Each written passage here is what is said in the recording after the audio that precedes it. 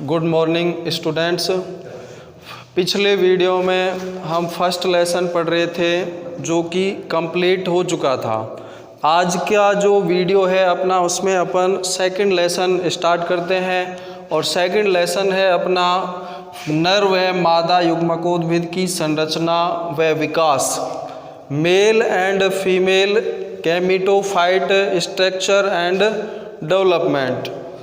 तो पिछले वीडियो में आपको बताया गया था कि जो पादप होता है उसके अंदर जननिक रूप से जो महत्वपूर्ण पार्ट होता है वो एक पुष्प होता है। पुष्प के अंदर ही जो पादपों में युग्मक बनते हैं उनका निर्माण होता है। आपको बताया गया था जो पुष्प होते हैं, पुष्प चक्रों की उपस्थिति के आधार पर दो प्रकार के होते हैं, एक तो द्विलिंगी और एकलिंगी। ठीक है, द्विलिंगी पुष्पों के बारे में आपको बताया था जिनके अंदर दोनों स्त्रीलिंग और पुल्लिंग अर्थात दोनों जननांग, पुंमंग और जायांग उपस्थित होते हैं, वो पुष्प होते हैं द्विलिंगी। ठीक है, कौन से पादपों में उपस्थित होते हैं? जिनके अंदर दोनों युग्मक उपस्थित। ठीक है, उसके बाद में जो एकलिंगी होते हैं उनके अंदर या तो पुंमंग उपस्थित होगा या फिर जायांग उपस्थित होगा। ठीक है, तो बात करते हैं आगे।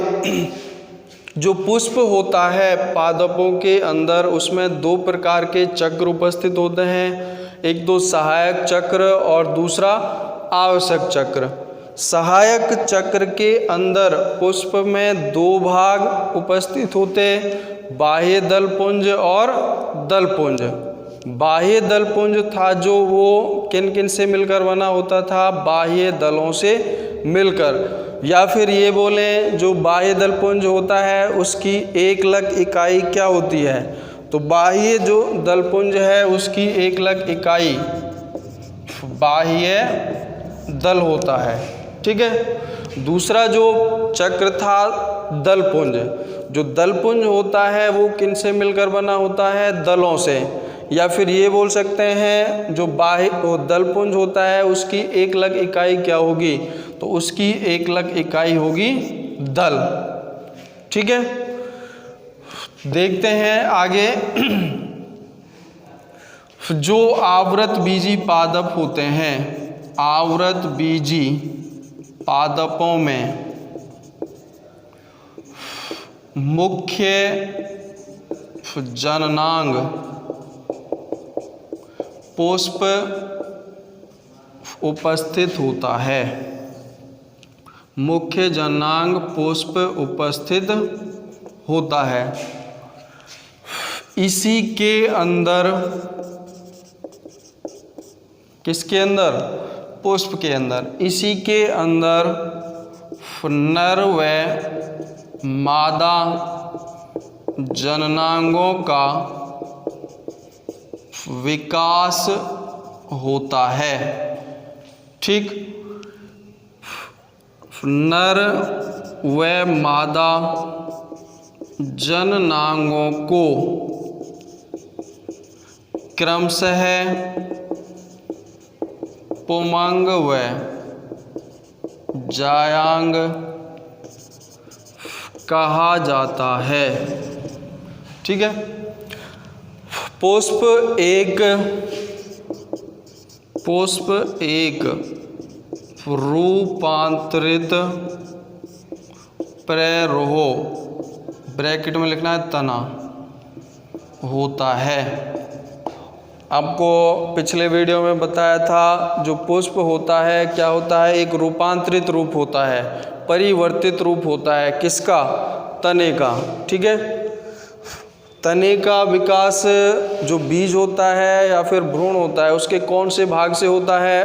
परांकुर से। ठीक है, और जो मूल या जड़ होती है उसका विकास कौन से भाग से होता है? मूलांकुर से।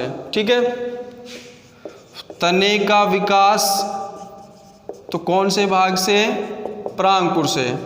ठीक है, मूल का विकास कौन से भाग से? मूलांकुर से। मूलांकुर से। ठीक है, तो पुष्प क्या है? पुष्प एक रूपांतरित प्ररोह है, अर्थात तने का रूपांतरित रूप है। ठीक है, आगे देखिए, पादपों में सबसे पहले ग्रू, एक वैज्ञानिक है, ग्रू नामक वैज्ञानिक ने 1682 में जननांगों की उपस्थिति को बताया था। ठीक है, आपसे कोई क्वेश्चन करे पादपों में सबसे पहले जननांगों की उपस्थिति को किस वैज्ञानिक ने बताया था या फिर किस वैज्ञानिक ने पता लगाया था, तो उस वैज्ञानिक का नाम है ग्रू। ठीक है, कब पता लगाया था? 1682 में। ठीक है, इसके बाद में एक अन्य वैज्ञानिक हुए, कैमेरियस ने 1694 में, कब? 1694 में पादपों में लैंगिक जनन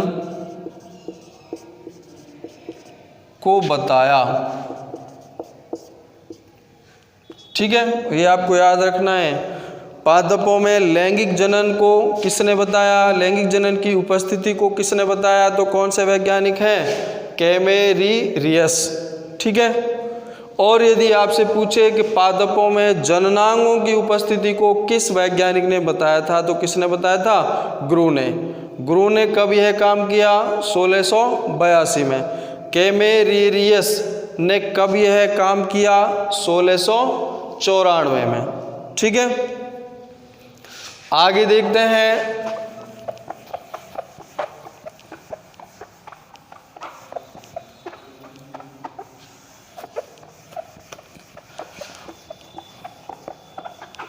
जो आवृत बीजी पादप होते हैं उनके अंदर आवृत बीजी पादपों में जनन क्रिया में पुमंग व जायांग भाग लेते हैं। ठीक है, कौन कौन से अंग जनन क्रिया में भाग लेंगे? पुमंग और जायांग। बात करते हैं अपन पुमंग की। पुमंग पहले भी आपको वैसे बताया जा चुका है, दोबारा से देख लेते हैं एक बार। पुमंग यह है पुष्प का नर जननांग होता है। यह पुंकेसरों से मिलकर बना होता है। ठीक है, किन से मिलकर बना होगा? पुंकेसरों से। या फिर आपसे पूछे कोई पुमंग की 1 लाख इकाई का नाम बताइए, तो क्या होगा? पुंकेसर होगा। ठीक है, पुंकेसर परागकोश पुतंतु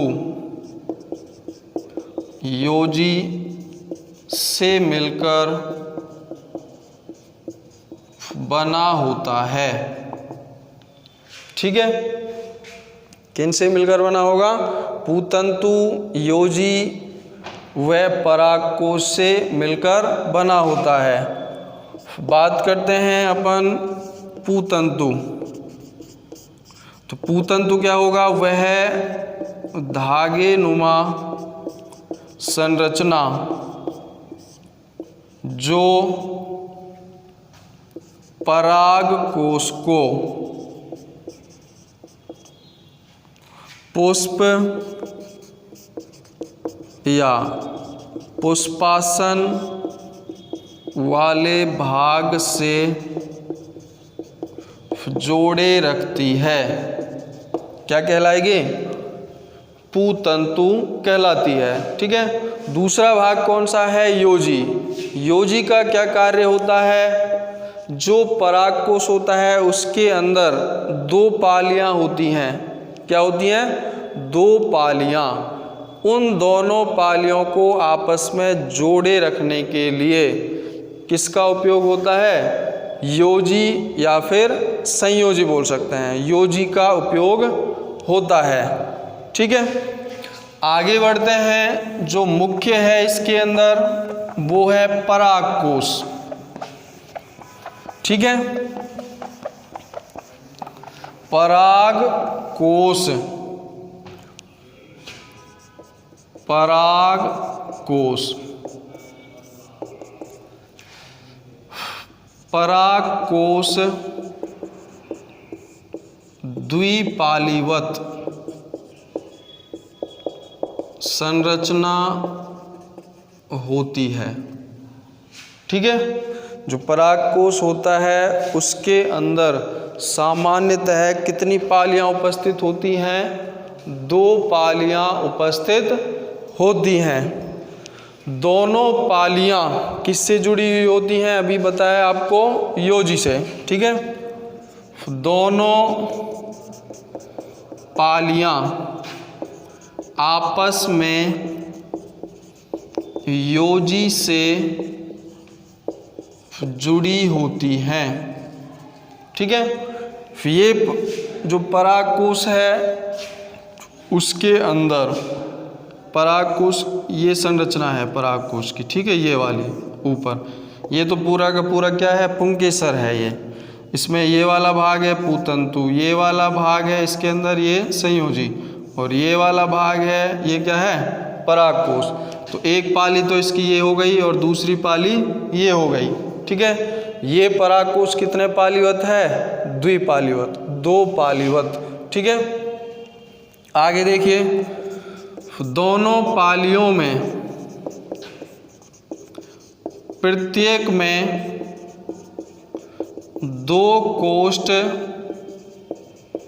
उपस्थित होते हैं।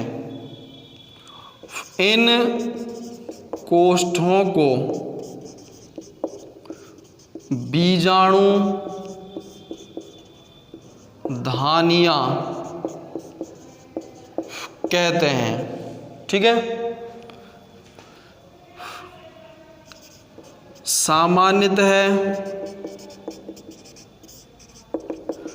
परागकोश में 4 कोष्ठ उपस्थित होते हैं। अब इसका मतलब क्या है? 4 कोष्ठ उपस्थित हैं तो उसके अंदर जो बीजाणु धानियां हैं वो भी कितनी ही होंगी? 4 ही होंगी। कितनी होंगी? 4। ठीक है। जितने उसके अंदर कोष्ठ उपस्थित होंगे उतने ही उसके अंदर क्या उपस्थित होंगी? बीजाणु धानियां। बीजाणु धानियों में किसका निर्माण होता है? लघु बीजाणुओं का। बीजाणु धानियों में लघु बीजाणुओं या पराग कणों का निर्माण होता है। ठीक है। आपसे पूछे कोई लघु बीजाणुओं या पराग कणों का निर्माण कहाँ पे होता है, किस में होता है, तो किस में होगा? बीजाणु धानियों में। ठीक है। कुछ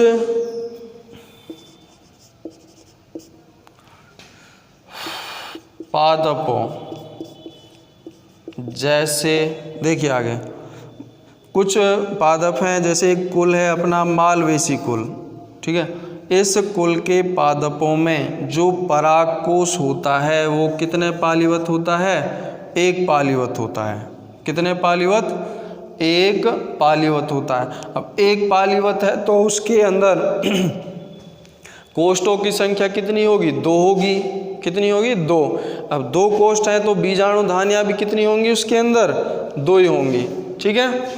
तो जो मालवेसी कुल के पादप हैं, ठीक है, जैसे आपको उदाहरण बताएं, गुड़हल है, ठीक है, भिंडी है, ये पादप कौन से कुल के हैं? मालवेसी कुल के हैं, ठीक है। जैसे गुड़हल है, भिंडी है, ठीक है, इनमें जो परागकोश उपस्थित होगा वो कितने पालीवत होगा? एक पालीवत। इनके अंदर 2 बीजाणु धानियाँ उपस्थित होती हैं, ठीक है। आगे देखते हैं जो परागकोश है उसकी संरचना कैसी होती है, संरचना, ठीक है। सामान्य बाहर से दिखाई देने वाली संरचना तो ये है,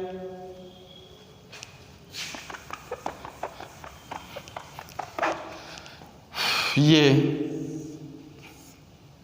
ठीक है, ये इसमें योजी है, ये एक पूरे पूतंतु की संरचना है। इससे जो ऊपर वाला भाग है ये क्या है? परागकोश, ठीक है। और ये इसकी पालियां हैं, पालियां, ठीक है। ये जो परागकोश है कितने पालियों युक्त है? 2 पालियों युक्त, ठीक है। ये इसकी संरचना है।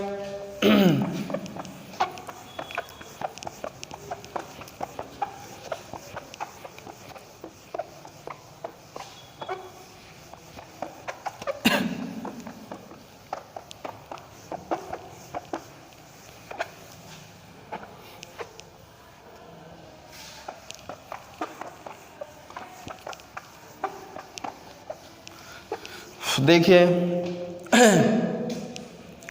परागकोश की सामान्य संरचना थी बाहर से दिखाई देने वाली, अभी चित्र देखा है आपने, ठीक है। ये जो चित्र है परागकोश की अनुप्रस्थ काट की संरचना का है ये, ठीक है। इस तरह से दिखाई देगा जो परागकोश है उसकी अनुप्रस्थ काट की संरचना को देखें तो हम, ठीक है। इसमें जो सबसे बाह्य आवरण होता है, कौन सा? सबसे बाह्य आवरण, उसको बोलते हैं अधिचर्म। क्या बोलेंगे? अधिचर्म। देखिए, परागकोश की संरचना में यह प्रारंभिक अवस्था में अविभेदित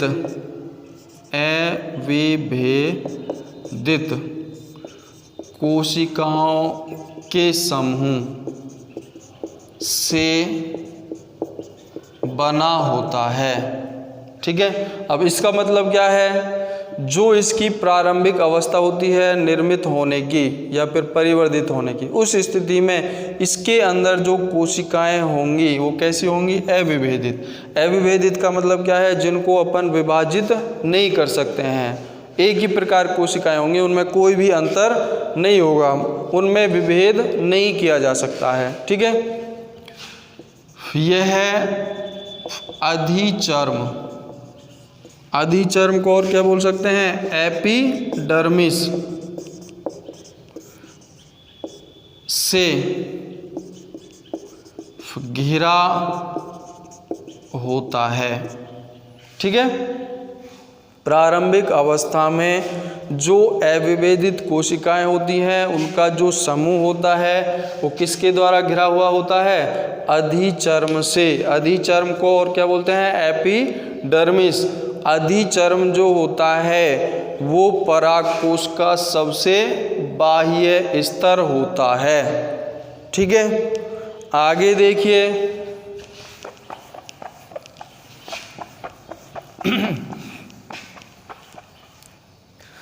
परागकोश की जो संरचना होती है उसमें सबसे बाहर तो अपन को क्या दिखाई देगा? एपिडर्मिस, ठीक है।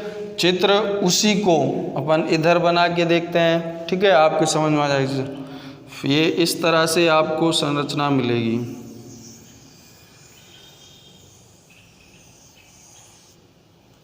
ऐसे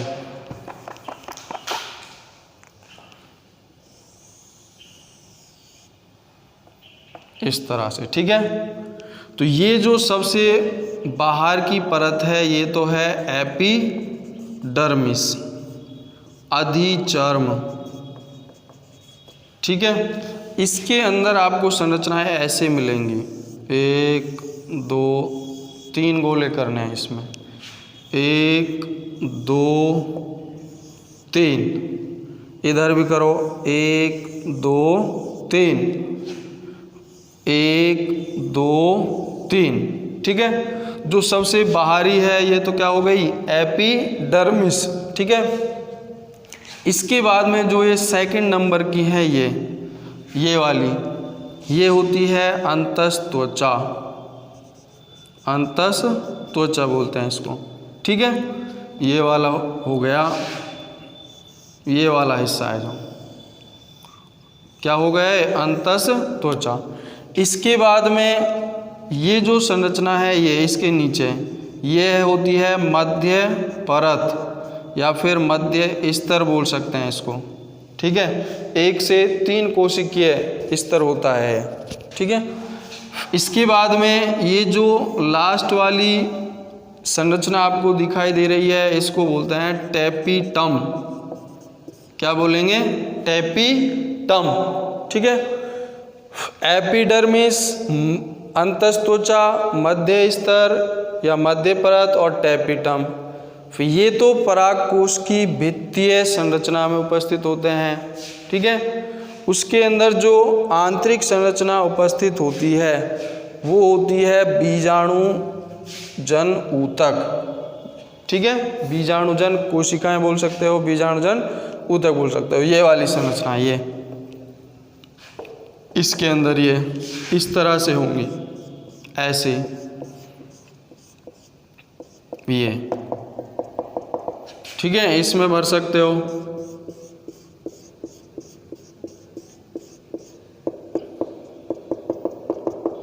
ये होगा। तो ये कौन सी कोशिकाएं हैं, बीजाणु जन ऊतक बोल सकते हो। इस ऊतक के अंदर जो कोशिकाएं होंगी वो बीजाणु जन कोशिकाएं होंगी। ठीक है, ये सबसे आंतरिक स्तर होता है। ठीक है, इसके बाद में इसमें बीच में ये संरचना है इस तरह से ये। ठीक है, इसको बोलते हैं योजी।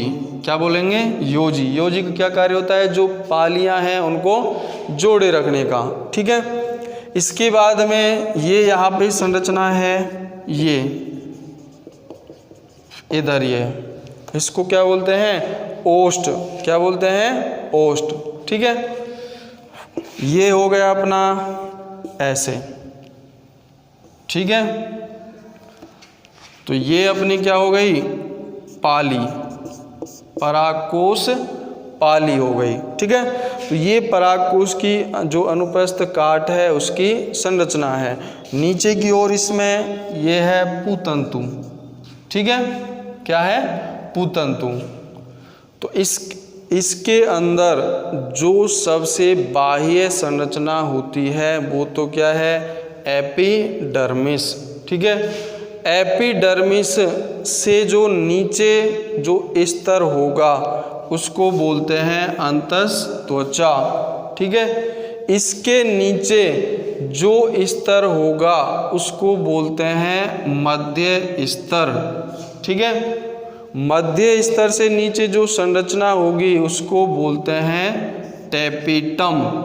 ठीक है, टेपिटम के नीचे जो संरचना होगी या फिर सबसे आंतरिक जो संरचना है उस संरचना की बात की जाए तो वो संरचना है बीजाणु जन ऊतक। बीजाणु जन ऊतक या बीजाणुजन कोशिकाएं। ठीक है, इन्हीं कोशिकाओं में किसका निर्माण होता है, लघु बीजाणुओं का। किसका निर्माण होगा, लघु बीजाणुओं का। लघु बीजाणु मात्र कोशिका, उससे किसका निर्माण होता है, लघु बीजाणुओं का। ठीक है, लघु बीजाणुओं के द्वारा ही फिर आगे चल के विकास होता है नर युग्मकोद्भिद का। ठीक है, जो लघु बीजाणु मात्र कोशिका होती है उससे आगे चलकर किसका विकास होगा, नर युग्मकोद्भिद का विकास होता है। ठीक है, तो ये अपनी आज की बात हो गई, बाकी का नेक्स्ट वीडियो में पढ़ेंगे। ठीक है, चित्र हैं आपको साफ साफ बनाने हैं। पर डे आपको PDF डाला जा रहा है। यदि बोर्ड से भी आपको कोई वर्ड समझ नहीं आ रहा है, ठीक है, तो उसको उस PDF में से आप देख सकते हो, उसी को उतारना है आपको।